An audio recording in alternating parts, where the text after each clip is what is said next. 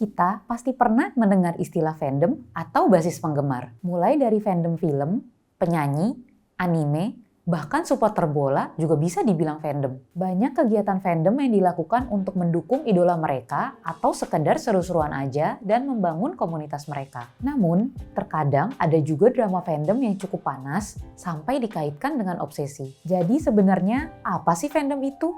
Dan apakah orang-orang yang tergabung dalam fandom cenderung membuat mereka menjadi toksik? Mau tahu?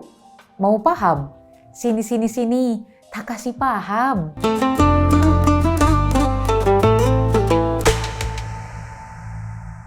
Walaupun gak ada titik resmi awal lahirnya fandom, ada beberapa momen sejarah yang bisa dianggap menjadi awalnya. Salah satunya muncul dari para pembaca karya Jane Austen di tahun 1870-an. Bayangin, bahkan sebelum ada internet, orang udah sibuk bikin komunitas untuk membahas karya favorit mereka. Lalu ada juga fandom Sherlock Holmes.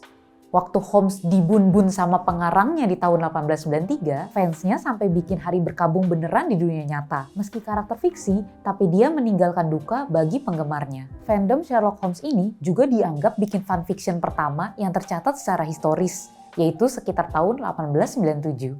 Tapi fandom gak cuma sebatas ngefans karya-karya aja, mereka juga ikut membuat sesuatu. Misalnya, fan art, fanfiction, cosplay, dan parodi. Jadi gak cuma menikmati, tapi mereka juga ikut berkarya. Kalau ngomongin fandom modern, mungkin titik besarnya ada di tahun 1960-an lewat fandom Star Trek. Mereka bikin fanzine, bikin acara pertemuan, bahkan bikin fan art jauh sebelum kata fan art populer seperti sekarang. Bisa dibilang mereka jadi pelopor. Sekarang fandom berkembang lebih besar karena ada internet. Ada Tumblr, X, Reddit, Pinterest, TikTok, sampai AO3. Di platform-platform ini, fandom gak cuma baca atau nonton, tapi mereka seperti bikin dunia mereka sendiri. Ada teori, headcanon, meme, alternate universe, bahkan komik full warna yang dikerjain sama fans. Versi offline-nya juga hidup. Ada comic conventions, konser, festival, gathering komunitas, dan event cosplay. Tempat-tempat ini jadi ruang aman buat orang yang minatnya sama. Fandom gak cuma buat seru-seruan, fandom juga bisa membuat kekuatan sosial yang besar. Kita mengenal ini sebagai fan activism. Contohnya, di tahun 1969, dua penggemar Star Trek memimpin kampanye surat massal ke stasiun TV untuk nyelamatin Star Trek dari pembatalan. Dan kampanye ini berhasil. Lama-lama, aktivisme fans berkembang ke arah isu sosial. Misalnya, di tahun 2022, fandom BTS atau ARMY berhasil menggalang dana hingga 447 juta untuk korban tragedi Kanjuruhan. Kemudian, banyak fandom di Indonesia ikut menyuarakan isu-isu politik di platform mereka masing-masing. Saat Black Lives Matter di Amerika berkembang, fans dari berbagai fandom ikut mendorong tagar, edukasi, dan donasi. Tapi seperti segala hal yang hidup, fandom juga punya sisi negatif. Salah satunya fanatisme dan parasocial relationship.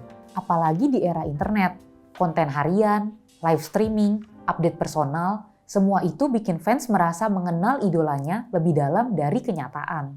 Masalah muncul ketika hubungan satu arah ini mulai terasa nyata. Fans mulai merasa punya hak atau berhak membela atau bahkan berhak menyerang demi idola mereka. Kasus baru-baru ini misalnya, sebuah komentar ringan dari brand di media sosial tiba-tiba memicu reaksi besar dari komunitas fans. Komentar tersebut dianggap tidak sopan terhadap idola.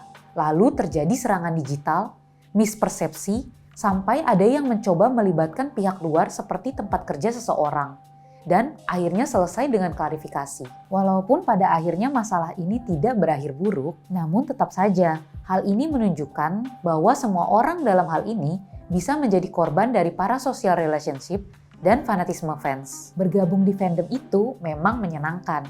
Bertemu teman di fandom itu juga menyenangkan. Meskipun begitu, harus tetap tahu batasan ya.